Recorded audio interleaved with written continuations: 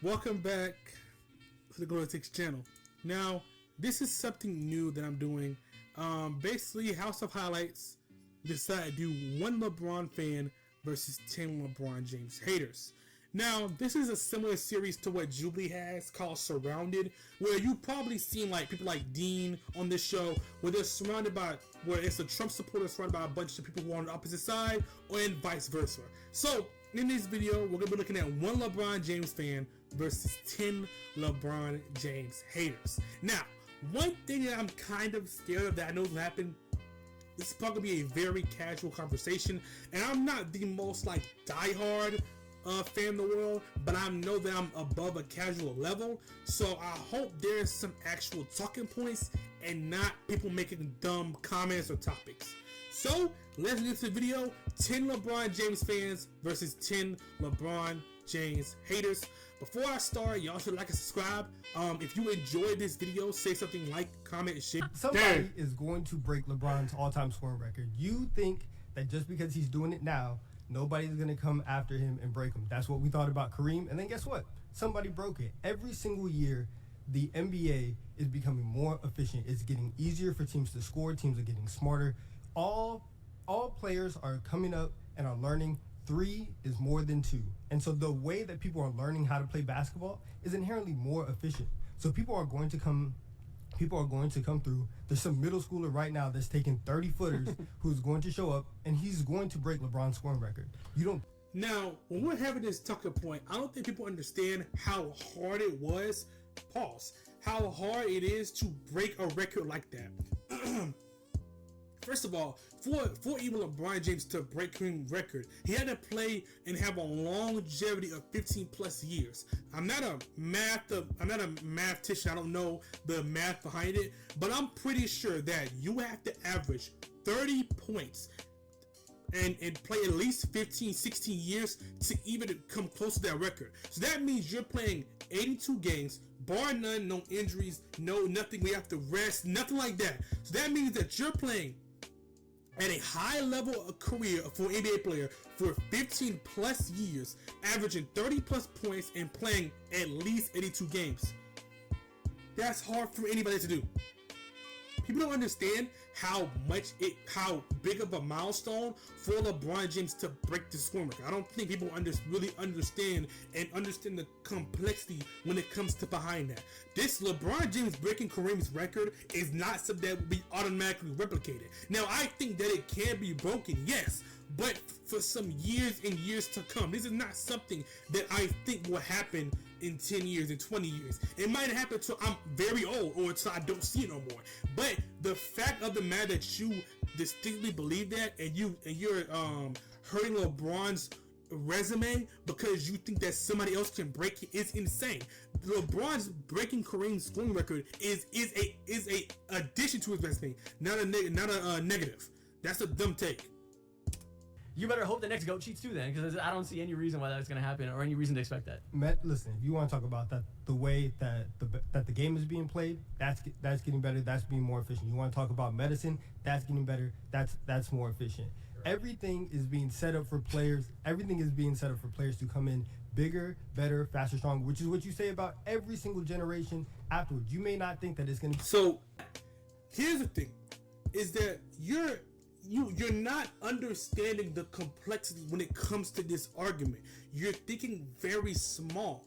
Yes, medicine, how people play are getting better, yes. But again, if I tear my ACL, medicine is not going to make me come back in maybe a month or so. You're thinking so far ahead. Even though, yes, I tear my ACL, that is still going to significantly downplay my level of me playing.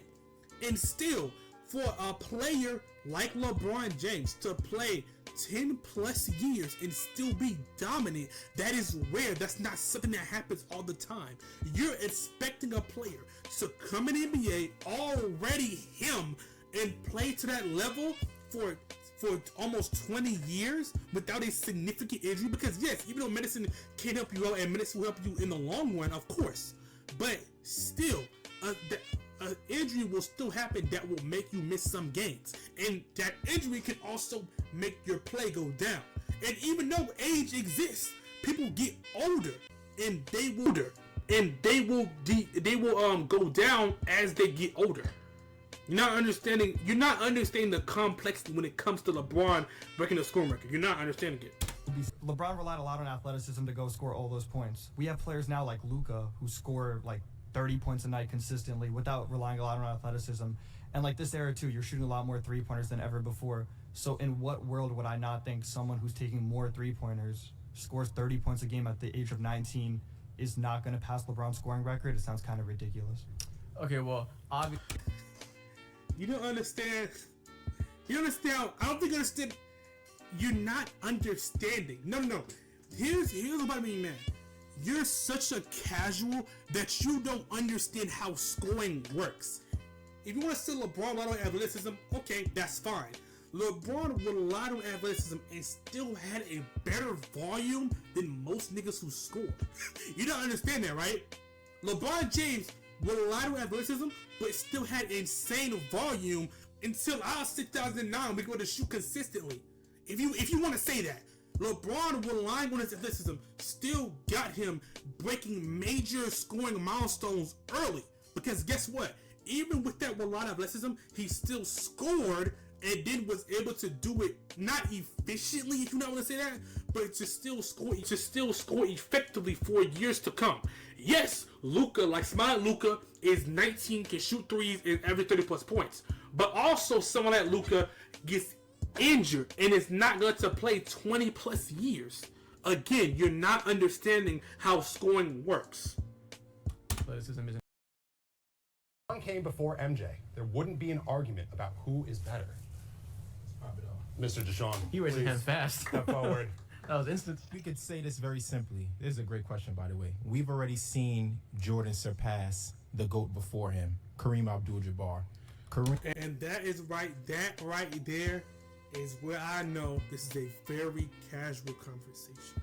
Now, when it comes to this GOAT talk, this GOAT argument, people need to realize that niggas wasn't having that conversation. Like, people wasn't having that conversation before Jordan. People was not really saying, oh, Kareem's the GOAT or this guy's the GOAT until really now, until when LeBron James came. Because when Michael Jordan was in his second, when he was in his second ring, maybe after his first ring, people was already calling Michael Jordan the GOAT. People was calling Michael Jordan, they were saying, oh, if Michael Jordan wins the ring, he's the greatest of all time. So people wasn't really having this argument about Jordan passing Kareem. It wasn't really an argument about that. This only started when LeBron came to the league and really started dominating. People started really having that argument for real. Kareem since high. Well, no, there are some facts to back it up. Some of which that I've named. Right? You talked about being a more versatile defender. The Defensive Player of the Year awards don't say that. You want to talk about this? Well, go ahead. Let me. What? Yo, he just say Defensive Player of the Year awards don't say what versatility? Defender. The Defensive Player of the Year awards don't say that, which that I've named, right? You talked about being a more versatile defender. The Defensive Player of the Year awards don't say that. Hey. Do you know what the Defensive Player of the Year award is? The Defensive Player does not go to the most versatile defender. Rudy Gobert is not one of the most versatile defenders. He's the best defender at the center position. But we all know that when he get cooked by Luka, when he get cooked by the Clippers, we all know why. Because he's not a great defender in space. Now, I'm not denying about Jordan winning the Defensive Player of the Year award. Yes, he won it. But I do not use that in the argument with LeBron James. Because I think LeBron James should win the Defensive Player of the Year in 2013. But whatever. But I never use that Defensive Player of the Year argument against LeBron James. Because we all know that's not a definitive argument to use against that. You saying that Jordan is a more versatile defender because he had Defensive Player of the Year is crazy. That's not, no.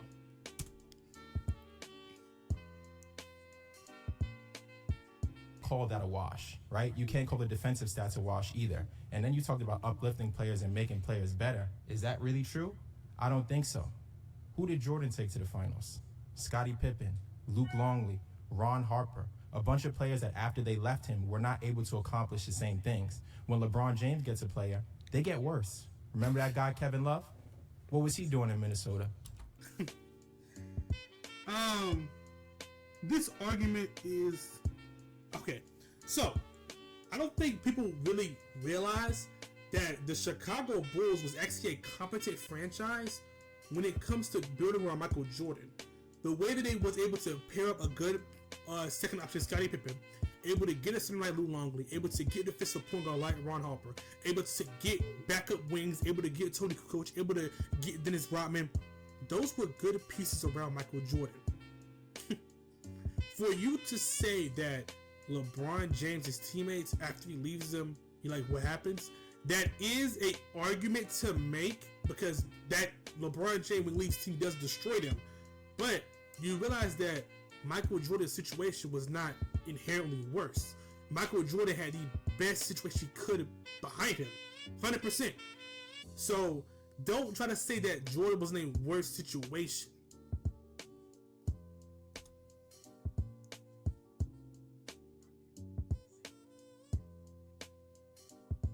What happens when he joins LeBron in Cleveland? Kyrie Irving, same thing. Players don't get better. LeBron is able to dominate the game more and take them away from the stardom that they already had, because you know he likes to acquire players and not make them homegrown. Okay, that's okay. You're contributing that argument to just player movement. In general, people. Anyway, that's a stupid point. Also, when you say players who go on LeBron's teams get worse, I would like to argue that I don't think Kyrie Irving got worse. I think that y'all overprojected who Kyrie Irving was, in my opinion. But I'm also not that big on Kyrie Irving. When it comes to Kevin Love had injury history. And also, Kevin Love joined that team knowing that he'll be a third option, and also knowing that he'll have a lesser role on a championship team. But he would take that role because he wanted to win a championship. Chris Bosh has came out multiple times and said that he knew that joining the Miami Heat, he would take a lesser role, but he would gladly do it to win the NBA championship. Dwayne Wade said in 2011 he had to surrender his first optionship to LeBron James because he knew that LeBron James was the best player and the only way he could lead to the promised land. Kyrie Irving, when LeBron James joined the team, he said that he knew he had his second option, and he didn't like that. That's why he went to the Boston Celtics, and we know what happened there. So LeBron James doesn't want to dominate. LeBron James dominates. He's the best player on that team, and arguably the best player in the world when he's on these teams. That's a dumb argument. Yes, just because LeBron James teams get worse when they join a team, yes, because they're on a champ caliber team. When Kevin Durant joined Stephen Curry obviously had a dip in statistics, but he still played good. That is just how it works. Yeah, here's In one career is any worse than anybody else to ever play the game. Yeah. If the ultimate goal is NBA championships, LeBron James, I'm sure, is on record saying that that's what the ultimate goal for any NBA player would be. How do we pick anyone other than the only man who was able to do a three-peat, which is probably the hardest thing to do in basketball, twice, after taking a year off to play baseball, smoke cigars, and gamble? lots to unpack. Again, that is how you view basketball. And I would say that is a very bad way to view basketball. But again, I'm not a casual fan here. When I'm measuring an NBA player, I do not measure championships. When yes, I would agree that that should be your end goal of your career. If you're an NBA player, you should strive for an NBA championship. That's what I'm not saying. What I'm saying is that when we're debating this GOAT argument, when we're debating basketball players, we have to take into account every single thing that comes to an NBA player. Their skill set, how they play the basketball, how they play with their competition, how they play in the playoffs, how their accolades. Like, all that has to come into account when we're talking about basketball. So, again, when you're making this point, if your main thing is winning NBA championships, where is Bill Russell? I gotta know. Because if you're gonna era tax Bill Russell, era tax Michael Jordan. Because, again, we all know that three-peating is hard. Three-peating is easier in Michael Jordan's era than it is when LeBron James played. And if you don't think so, you're just a casual. Because again, player movement, how great the NBA is when it comes to competition-wise. Again, player movement, those two things are two definitive things that is going to hinder people going three-peat or even going back to back. So again, when you're making this point, if you're measuring NBA Finals rings as the end-all be-all, Bill Russell has to be your number one. And if it's not your goal, you cannot make this argument. Because if you're going to error text Bill Russell, error text Michael Jordan. It's moments of LeBron James' career. And let's continue to talk about winning like my brother Nelson did. Miami Heat, biggest shot of the series that got them to Game 7. Jesus Shuttlesworth. Games Again, we're having a... I'm going to continue. 7 against Warriors. And my guy, Stephen Curry, that's ingrained in my memory, Kyrie Irving. And who passed him the ball? LeBron. Because it wasn't his moment. Whenever it's time and it really counts and it comes down to it, he's passing the ball because he shies away from the last shot. Please don't go to some regular season game where no one is watching. Let's talk about the biggest moments. Okay, so again, we're having an argument. A casual mindset is saying that clutch, okay, so clutch only equals the last 10 seconds of the, no. Clutch, in my opinion, is just the game importance of it and how you play that game. For example, Game 6, 2013 versus San Antonio Spurs. LeBron James in that fourth quarter led that team to come back and to even be in that position. So LeBron James, even though he missed that three to give Ray Allen his shot, LeBron James before that play was playing excellent and was actually shooting good. So again, casual mindset. When it comes to that Kyrie Irving shot, yes, he passed the ball to Kyrie Irving, but because Kyrie Irving had a better opportunity than LeBron James. And in that game, guess what? LeBron James was able to even have that team in that position. If you're relying on clutch on plays, one of the clutchest blocks of all time to not allow the Warriors to have up 2 points in the fourth quarter, again, casual mindset. One of the clutchest blocks of all time to not allow the Warriors to have up 2 points in the fourth quarter, again, casual mindset. Could you give me a buzzer beater or a clutch shot that he has hit? Again, the fact that we're saying clutch shots, like we have to have one single shot, isn't what clutch actually is. I can give you plenty of games in which he came up clutch in an elimination game, in which he had fourth quarter performances and went crazy. Obviously, Game 6 versus Boston is the one everyone talks about, where he came out and simply destroyed them. Obviously, 2016 Game 7 finals, defensively and offensively, two-way performance. Trying to narrow it down to one shot in the last 10 seconds is just pushing it into a direction that isn't actually, showing what clutch is in basketball. See, that's the thing with LeBron. We always redefine that line of clutch. You picked the line. We had to redefine it. There's no redefining. Y'all are defining your own version of clutch by giving 24 seconds. That's literally the broadcast boys. He literally said, I think it's the last 5 minutes of the fourth quarter. And the LeBron fan is giving y'all arguments, but you're saying that he's redefining what it is? Come on, man. From team to team, he's a glorified Patrick McCaw. Jordan never left any team. Whatever team he went to, he stuck it out and he won multiple championships, 6 championships. LeBron goes to a team, strips every asset away, and still doesn't win in the finals. I would hope if he created his own team that he'd be able to make it to the finals. Again, no, ain't no way you thought of that sticks to your brain and you wanted to say it. Let me talk for it. So, when it comes to this LeBron James argument, people are saying that LeBron James from team to team. Yes, LeBron James was on multiple teams, but for multiple reasons. Now, LeBron James in the first part of his career in the Cleveland Cavaliers team, we all know that team was not winning the NBA championship. The Cavaliers team, we all know that team was not winning the NBA championship. Yes, he was able to bring that team to the NBA Finals, but I think that's due to the Eastern Conference being weaker than before. He's not winning the NBA championship. When he was on the Miami Heat, yes, LeBron James helped construct that team, but also, just because you construct a team doesn't mean that it's going to automatically win. Factors play into that. Now, 2011, I think every LeBron fan can agree that 2011 is probably the worst playoff finals of LeBron's career. Every LeBron James hater can agree with that. Every LeBron James fan, hater, agree with that. 2012, they won. 2013, they won. 2014, the reason why they lost was because the team was getting older and very deteriorating. That's why they lost. But guess what? LeBron James still played excellent. On the Cleveland Cavaliers, 2015, they lost because LeBron James' teammates was injured. In 2016, they came back 3-1 against a dominant Golden State Warriors team. In 2017, They went against Kevin Durant and the Golden State Warriors. In 2019, he was injured, and in 2020, they beat a Miami Heat team. So again, you're not. Oh, in also 2007, the team was not going to be the San Antonio Spurs. Again, you're not thinking about actual NBA like context and facts, and you're just spewing out nonsense. Again, that's a stupid take.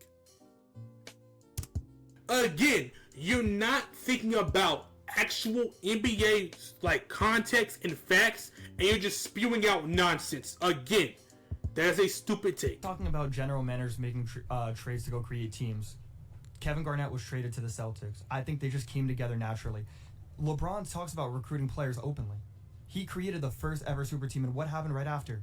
Kevin Durant followed in suit. There's a lot of other superstars that are just following in suit for what LeBron started. So the Celtics aren't a super team because they traded for Kevin Garnett and didn't sign him? I don't know if they recruited players. LeBron himself said that he recruited Chris Bosh, and What do he you mean that went you don't know if and they he spoke to recruited Dwayne Wade. He said that he spoke to Dwayne Wade, and they all were like, "Let's go to Miami." As free agents should. That Now, again, you're not giving context to what player movement is, and it's funny.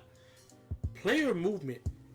Yes, just because the Celtics traded for Kevin Garnett does not mean that team was a super team. Now, I have a more defined definition of super team, but I think that the Boston Celtics helped create this foundation of having more than one star on your team, for you having a team like that. So, again, yes, even though LeBron James spoke to Chris Bosh, Dwayne Wade, that was because they always were talking about teaming up. If you don't know this, you know that Dwayne Wade made his extension to also be at the same time. Chris Bosh, my bad, made his extension to also be at the same time of when LeBron James' contract was up. And also Dwayne Wade was running at the same time as well. And also Carmelo Anthony was running at the same time as well, because they all wanted to be on the same team because they was friends. So again, if you're calling that recruitment, okay, that's fine. That's all dandy and neat. I'm a free agent. I can go wherever I want to go. I can talk to whoever I want to talk to. That's a stupid point. I'm sorry. has little bearing on if the Celtics were a super team or not. Just because that super team was traded for rather than signed. Also, what is about entirely multiple irrelevant. super teams? What about it? The Lakers. He did the same thing multiple times. It's The not a Lakers coincidence. is not a super. The Lakers is not a super team. The Lakers are not a super team because they got Anthony Davis. Not a super team. That's him getting another star to help him out. You're telling me that no, he's not. There's not a super team. The only super team that LeBron James is on is the Miami Heat. If you want to call that one, then yes, the Miami Heat. But that's it. The Cleveland Cavaliers, no, I do not think so. And also the Lakers, nigga, no. And Chris Bosh can be like, you know what?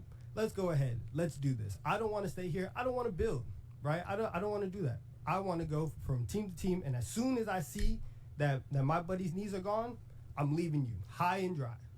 Now, again, when you're making this point, you sound like an idiot. You do. You don't sound smart when it comes to basketball.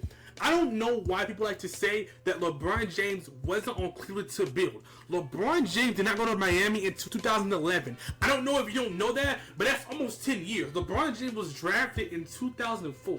He's still on that team 2004 until 2011. So you're telling me that LeBron James didn't build? LeBron James wasn't on that team and trying to stay there? LeBron James brought that team to the NBA Finals. But also, the team was not able to build around him.